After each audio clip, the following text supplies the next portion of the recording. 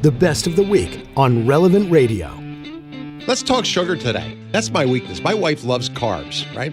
Chips or whatever, and I could care less about carbs. I'm not a potato, bread guy. But my weakness, well, that's sugar. I love sugar.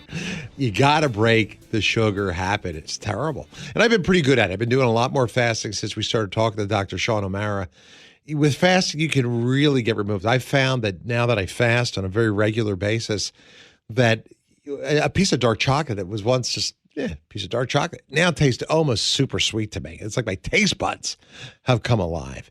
There are some who say that, any kind of sugar in any amount is bad for you. There's some diets that completely eliminate sugar, including fruit, because you have naturally occurring sugars there. I don't necessarily buy that, but the federal government's trying to make sugar into the next tobacco right now, and it's telling schools you got to cut down on the amount of sugar that you give to students. There's even a proposal right now that food companies, they're going to have to put labels on the front of food products with high levels of sugar. I don't think that's a bad idea. It is bad for your health. And look at Americans. Like, I travel abroad. Americans we're obese. I mean, this is a nation of obese people. Like, you lived in Italy for several years, right? Did you notice that as well? I mean, like, I was over in Italy not too long ago with a guy who eats pasta every day, and it's not the carbs. He eats pasta every day. He's skinny as a rail. I mean, he's in great shape, but he's very moderate in what he does. He does a lot of walking. A lot of Europeans think that Americans are fat, don't they? Yeah, they do. And I think, to your point, I mean, if you live in the city of Rome, you probably don't need a car and you can walk pretty much everywhere. And I know a lot of the Italians shop for their groceries daily, and they go to a lot of those fresh markets that are there. So I think that could be part of it too. Fresh food's good. I love it. Wall Street Journal was reporting that Kraft Heinz tried to reduce the amount of sugar in their Capri Sun drinks, replace them with what they call monk fruit. Consumers didn't like it. They stopped buying it. They went back to the old recipe. So the Journal was reporting that some scientists are working on a way to deal with sugar differently, trying to deal with it in the stomach. Harvard University's Weiss Institute for Biologically Inspired Engineering is experimenting with nanotechnology that would actually encase sugar molecules in tiny mesh-like cages made of pectin, and that would allow an enzyme that causes sugar to turn into fiber to be added to food without being activated until it reaches the intestines. So once there, a change in the acid level causes the cage to expand, and it frees the enzyme to float and do its thing, right? How bad is sugar for you, honestly? Let's talk about it today. Maybe you got a sugar addiction. Don't forget, carbs and things can turn into sugar. So Dr. Sean O'Mara joins us today. He's an executive health physician now in private practice in Minneapolis, and is doing all kinds of research. Doctor, good afternoon. Hey, Drew. Great to be back with you. Yeah, let's talk sugar. I mean, I do love it. I love chocolate. But how bad is sugar for us? And are there different types of sugars? And the sugar you get from fruit, I'm sure, is much different than that dark chocolate Hershey bar you're going to eat. Yes, absolutely. So there are different sugars. We have sucrose, glucose, galactose, maltose, lactose, fructose, which is fruit sugar. They're all a little bit different, and they all get metabolized differently.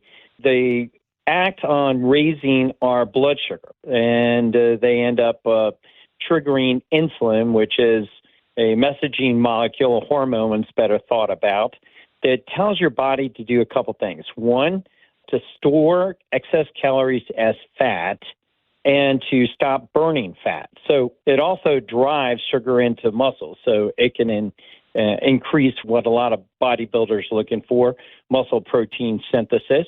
So it has some definite useful values. But what I'll say right at the beginning is there's nothing, in my opinion, inherently bad about sugar. It's not something that's immediately toxic like we know of other toxic substances. And so here's what we've learned is sugar is problematic for the human being that has a microbiome that cannot metabolize it properly. So what that means is your collection of microbes inside of you dictate the level of metabolism and just how well you can tolerate and use sugars and whether you are going to have a problem with it. So let me just speak to so many people listening right now. If you are somebody that is heavy or has likely been heavy for any significant period of time in your life, it's likely your metabolism has been compromised by a compromised microbiome. And here's my best guidance to you. This is what I tell my clients, majority of whom are in that precise kind of situation. I have a new rule for them, and I tell them, the enemy tastes sweet. So if you've been in that kind of situation, you have compromised your microbiome, you have compromised your metabolism. You just need to not only avoid, you need to run from sugar and call it the enemy and stay away from it. But for so many people that don't have that situation, they can eat sugar. So if you're wondering how they get away with it, that's exactly what's going on, and that's the case of the Italian guy routinely eating pasta every day and stay nice and skinny. They've maintained that microbiome that allows them to process. And by the way, that pasta turns into sugar. So even if you're not eating something that's immediately sweet, eventually it can turn into something sweet and become problematic for you. So you got to understand it's a lot more complex than just simple rules. Yep. But I try to get my clients that have been metabolically unwell, that have lived a period of time where they've been mostly heavy. They just need to stay away from sugar, and they should be eating healthy fat and healthy protein and not carbohydrates. Do you take them off of carbs as well, doctor? I do. So all, especially processed carbohydrates, the kind that immediately taste sweet or immediately get processed, things that are more complex tend to raise your blood sugars more slowly and not as much of a problem.